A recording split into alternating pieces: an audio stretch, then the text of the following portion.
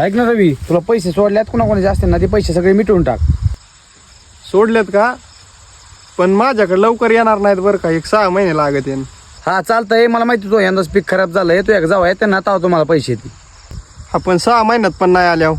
चालतंय, नाही आले तर देऊ पण नको. यंदा आहे माझ्या जरा पैसे चांगले आल्यात, त्यामुळे काय टेन्शन नको घेऊ. आईला दादा तू म्हणत होता वायला निघू नको, लोकांचं ऐकून मी बाजूला निघालो.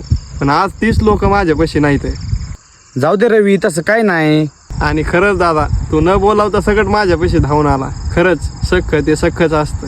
अरे रवी, किती केलं तरी आपण एका आईची लेकर आहेत रे. तुझ्याबद्दल नाही माझ्या मनातलं प्रेम एवढंसं पण कमी नाही झालं.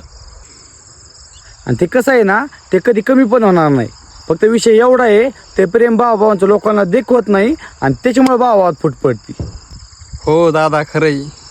आणि ते कसं आहे ना रवी, आपण जेव्हा लहान होतो ना तेव्हा आपल्याला कुणी काही सांगू, आपण ती गोष्ट सोडून द्यायचो.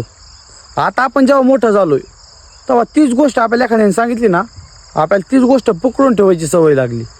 काय माहीत का म्हणून.